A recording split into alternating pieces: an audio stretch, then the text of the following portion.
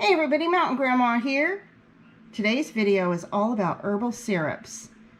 I'm going to share with you several different methods for making an herbal syrup. We'll talk about some ingredients.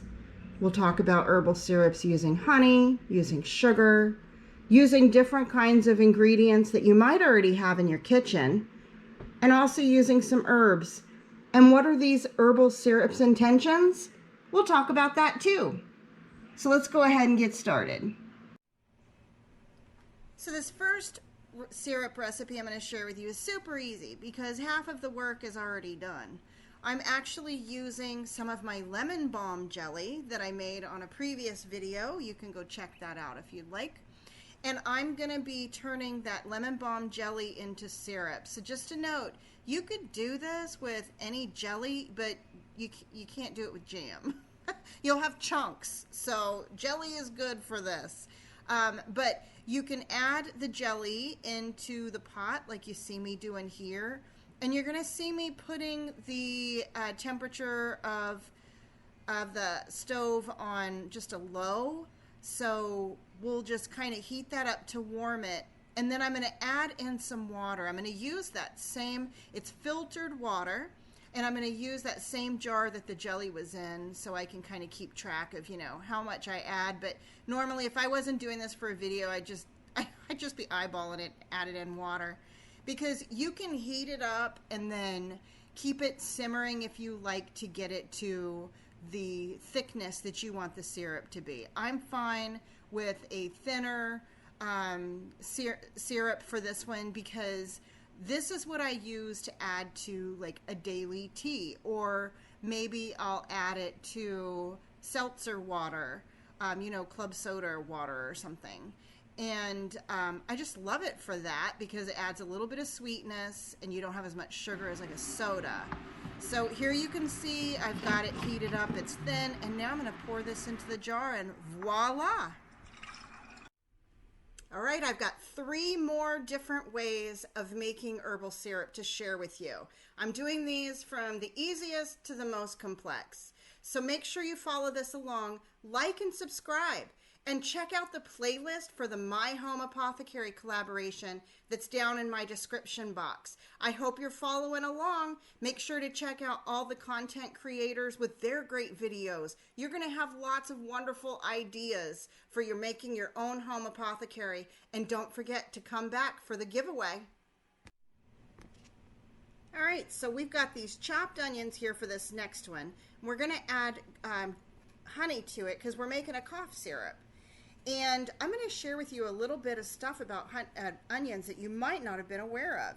So onions have both internal and external applications. It's a great medicinal.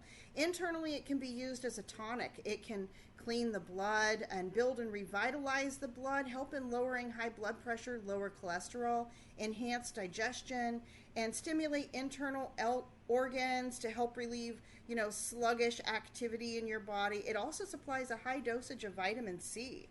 And externally, you can use an onion salt poultice over any achy joints or athletic injuries or bruises. Great at clearing bruises and sprains. It's amazing at that. It can also be used for insect bites. Now this cough syrup that you see me making here is really a base. Like I might add other stuff to this, but for the purpose of this video, we'll leave it at that. Some of the things that I might add might include cloves for pain relief, or slippery elm for decongestion, and maybe ginger root because that just helps to warm and get everything going. And I would take a couple teaspoons of this several times a day if I have a cold or a cough. Okay, on to the next one.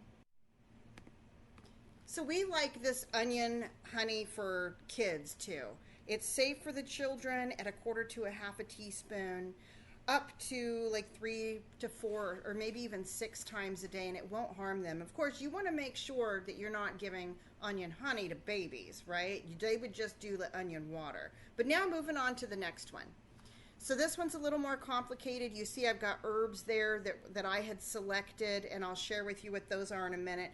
First, I want to do a disclaimer and remind you all that I'm not a doctor and I'm not sharing this with you or telling you what you should do. You need to do your own research. You need to make choices for you and your family. I'm just sharing what we do in our family and what we have in our herbal apothecary. So that's what this is all about. Please do your own research. And now moving on. So here, what I've got is 1 1/3 ounces of an herb blend. And what I will use, rather than tell you exactly what I put in my herb blend, I'll tell you some of the herbs that I look to for a cough syrup. And this is more for the adults. So I might use hyssop, thyme. Oh, I love thyme. Mullein, I love that one. That's another favorite one. Maybe lobelia in small amounts. Bone set in a small amount. And I prefer and have a bone set tincture that I'll just add to like my dose of cough syrup that I take rather than put it into this cough syrup. Lemon balm, yarrow. Now you'll hear in the cough syrup world herbally a lot about horehound. You will not catch horehound in my household. I am not a fan. It is absolutely beyond awful tasting, and I don't care what you do to it. It doesn't get any better. So I kind of steer clear of that one, but just putting it out there because, again, you can do your own research and make your own choices for your family. But that's what I've got in this jar. Now, this blend and then the next method that I'm going to share with you are 2 different syrup methods that are both intended to be shelf stable. The last 2 that I shared with you are intended to go in the refrigerator. But this one, to make this shelf stable, what we're going to be adding is 1 ounce of honey and 1.5 ounces of vodka. And I've got it on a scale here, but I'm adding it little by little all together. And I kind of do a lot of eyeballing here. But if you want to be a rule follower, the rule is like 1 1/3 ounce of herbs, 1 ounce honey, 1.5 ounces vodka. The honey and the vodka both help to preserve the syrup. Don't forget it gets more liquidy, as it's been sitting. So we're going to have a little bit of that going on. But you'll see me filling this up here, kind of alternating honey between vodka and then kind of stirring everything around until I get that full. And then what you do is, this one is one that you've got to let sit out for like 4 to 8 weeks. And you're going to treat it kind of like a tincture. It's almost like a blend between, a tincture and, a honey-based infusion. So you want to shake it every day and let it set out, and it's going to be ready to be strained off in 4 to 8 weeks. And then you'll strain it off, and then your dose for that one's going to be like a teaspoon a couple times. Typically, when I say a teaspoon, we're doing like 3 to 4 times a day. I'm talking for my family. We'll do in the morning, we'll do at lunch, and then, in the afternoon, and then with dinner, and then at bedtime. So we could do up to that many times, but and did I count that right? Maybe it's 5. Anyways, that's how we do it here. So I hope that you enjoyed this version. Y'all can mix and make up your own. Just do your own research on the herbs that I shared with you and go from there. And now I'll go ahead and move on to the last method that we use for making our syrups around here. Okay, for the ginger herbal syrup, you can see I've got 2 ounces of dried ginger here.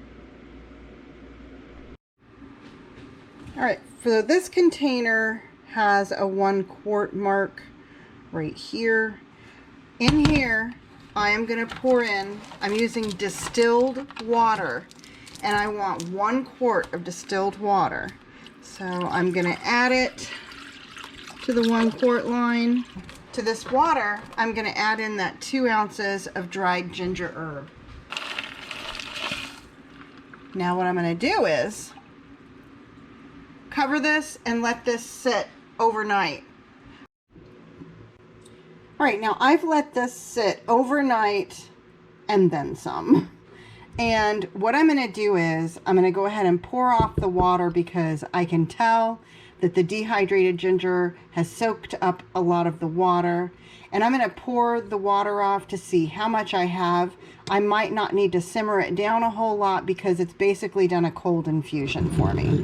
So let me pour this off. So where we wanted to fall at was 500 mLs. If you can see, we're right at 500 mLs. So we're right where we need to be. Now I'm going to go ahead and pour this back into the pot.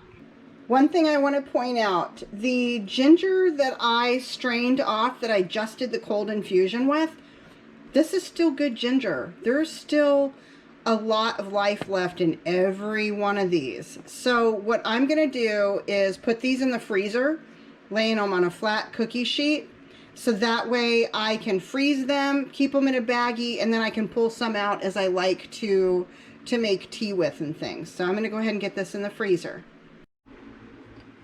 All right, so I've got 500 milliliters of the cold infusion of the ginger in here. And at this point, I'm going to do a 2-to-1 sugar ratio for this. So this is like 2.5 cups. In other words, I need 5 cups of sweetener to make it shelf stable.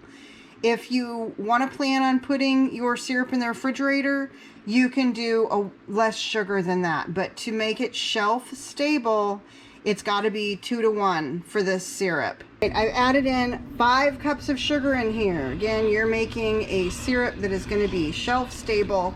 You could use honey if you wanted. I probably would have done that if it wasn't for the fact that I already used a bunch of honey to make some cough syrups, and I'm running kind of low on it. One thing to mention, even though it's a lot of sugar in there, remember you're making it shelf stable. You can dilute it later whenever you want to use it and then keep it in your refrigerator. And while I stir this, I'm going to share with you some more information about ginger that you might not be aware of.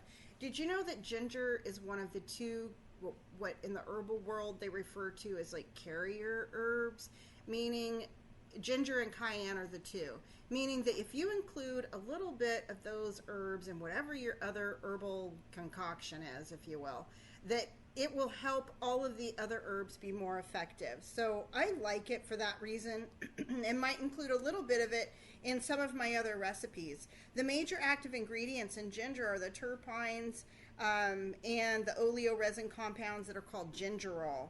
And those 2, and along with other active ingredients in ginger, make it an antiseptic, lymph cleansing, circulation stimulating. That one's a big one that I like it for.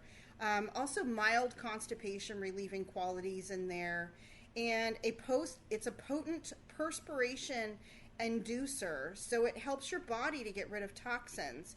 It's also well known for its anti-inflammatory properties, and a lot of people, of course, know it for being anti-nausea. It's also another kid-friendly medicinal herb that you can reference like you do with onions, and that's how we do it. A great one for the kids if you have a child who might get, like, motion sickness on a drive or something like that, or is just having stomach issues in general. But just all in all, a great herb, and it's good for topical use as well. All right, and that does it for the 4 different ways of making all of these amazing herbal syrups. I hope you guys will give this a try. Let me know down in the comments below, have you tried any of these, and is there any you're going to do? By the way, that little half-empty one, dark one there sitting in the middle, that is elderberry syrup. I use the same method for making this. So hope you enjoyed it. Until I see you next time, everyone, remember, keep your joy, folks.